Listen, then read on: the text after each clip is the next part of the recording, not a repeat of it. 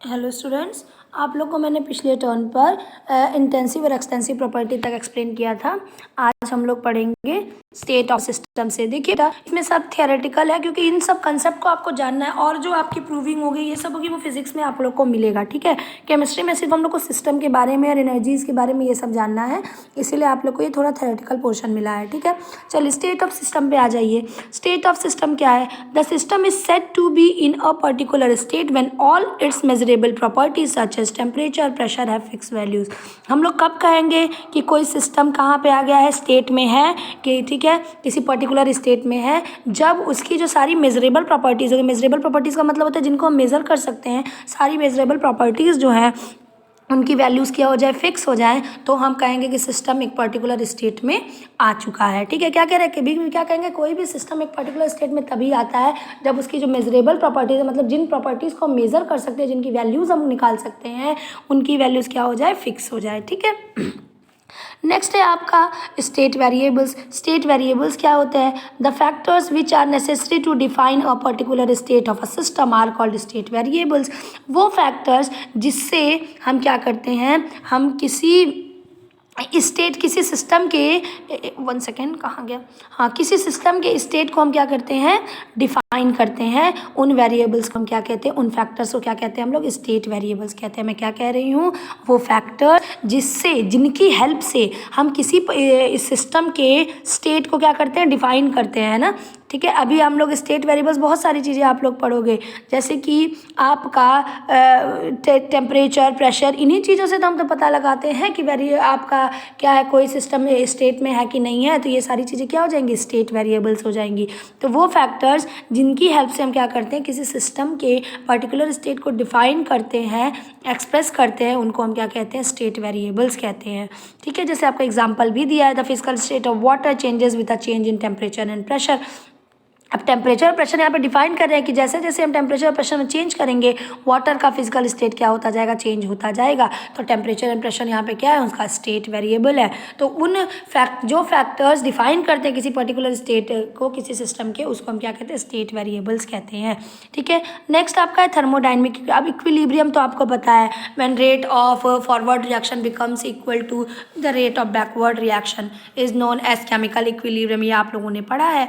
ठीक है, अब आपका थर्मोडायनेमिक्स इक्विलिब्रियम क्या है? देखो, a system is said to be in a state of thermodynamic equilibrium when the state variable do not change with time and space. ठीक है, क्या बोल रहा है कि कभी हम कब कहेंगे कोई सिस्टम थर्मोडायनेमिक इक्विलिब्रियम में है, जब जो उनके स्टेट वेरिएबल्स हैं, ठीक है, वो टाइम और स्पेस के साथ चेंज ना हो, मतलब उनकी जगह चेंज कर दें हम, वो टाइम चेंज कर दें, मीन्स 10 मिनट बाद आपका ये देखिए, 15 मिनट बाद देखिए, या जिस जगह पे आप करवा रहे रिएक्शन वो वहाँ से हटा दो उस सिस्टम को। तो जगह और समय चेंज होने के साथ साथ उनमें कोई भी चेंज नहीं आता है, तो हम कहते हैं कि वो थर्मोडायनेमिक इक्विलिब्रियम में आ गया है। क्या कह रही हूँ कि कोई भी सिस्टम थर्मोडायनेमिक इक्विलिब्रियम में तब कहलाएगा जब जो उसके स्टेट वेरिएबल्स है, जैसे टेम्परेचर और प्रेशर है, वो टाइम और स्पेस के साथ चेंज ना होते हों। ठीक है, नेक्स्ट आपका इट इज़ ऑफ 3 टाइप्स। पहला है आपका थर्मल इक्विलिब्रियम। थर्मल इक्विलिब्रियम क्या है कि जब जब आपका जो टेम्परेचर हो सिस्टम में, सिस्टम के हर एक पार्ट में जो टेम्परेचर होता है वो यूनिफॉर्म हो जाए, मतलब कांस्टेंट हो जाए। ठीक है, यूनिफॉर्म मतलब कि हर किसी भी पार्ट में चले जाए आपको एक ही टेम्परेचर मिले, तब हम कहेंगे कि जो सिस्टम है आपका किस में, थर्मल इक्विलिब्रियम में। देखो वही लिखा हुआ भी है आपका कि when the temperature in all parts of the system is uniform and is same as that of the surrounding, the system is said to be in thermal equilibrium. क्या कह रहा है कि जब आप किसी सिस्टम को लेते हो, मान लो इस सिस्टम को ले रहे हो, तो इसके किसी भी पार्ट में आप चले जाइए, किसी भी पार्ट में जो आपका टेम्परेचर होगा वो यूनिफॉर्म होगा, बराबर होगा, और इसका इस पूरे सिस्टम का टेम्परेचर सराउंडिंग के टेम्परेचर के भी बराबर हो जाए, तो हम क्या कहेंगे कि वो जो सिस्टम है वो आपका थर्मल इक्विलिब्रियम में है। ठीक है, नेक्स्ट आपका है मैकेनिकल इक्विलिब्रियम। मैकेनिकल इक्विलिब्रियम क्या होता है कि जब when no mechanical work is done. Mechanical work का मतलब क्या होता है कि आप उसमें कोई भी वर्क नहीं कर रहे हो। ठीक है, आपका कि मान लो कि ये है, ये एकदम मान लो कोई सिस्टम है, तो एकदम ये ऐसे ही आपने वो क्या है कि इसमें कोई भी चेंज नहीं करा, आप किसी भी पार्ट में कोई भी रिएक्शन नहीं हो रहा, कोई भी वर्क नहीं हो रहा है, तो हम क्या कहेंगे कि वो आपका क्या है, मैकेनिकल इक्विलिब्रियम में है। तो क्या कह रहा है कि कोई भी सिस्टम मैकेनिकल इक्विलिब्रियम में तब रहता है जब आपका जो सिस्टम है उसका कोई भी पार्ट आपका कोई मैकेनिकल वर्क नहीं करता है अदर पार्ट पे, ठीक है। इसका मतलब कि जो मैकेनिकल प्रॉपर्टीज़ होती हैं वो पूरे सिस्टम में क्या हो जाती हैं, यूनिफॉर्म हो जाती है। मैकेनिकल प्रॉपर्टीज़ पूरे सिस्टम में क्या हो जाती हैं, यूनिफॉर्म हो जाती हैं। अर्पिता मैम, जैसे देखो कि मैकेनिकल प्रॉपर्टीज़ क्या होती है, जैसे मैकेनिकल प्रॉपर्टीज़ वो प्रॉपर्टीज़ होती हैं कि जिसमें आपका कैसे ये समझो कि जब फोर्स हम अप्लाई करते हैं, ठीक है, तो कोई मटेरियल आपका जो प्रॉपर्टी फिजिकल प्रॉपर्टी शो करता है उसको हम क्या कहते हैं, मैकेनिकल प्रॉपर्टीज़ करते हैं, ठीक है। तो मैकेनिकल प्रॉपर्टीज़ तभी आती है जब उस मटेरियल पे जिस पे भी आप फोर्स अप्लाई कर रहे हो, ठीक है। अब अगर आपने फोर्स अप्लाई नहीं किया है तो मैकेनिकल प्रॉपर्टीज़ आपकी चेंज नहीं होती है, मैकेनिकल प्रॉपर्टीज़ पे कोई भी इफेक्ट नहीं पड़ता है, ठीक है।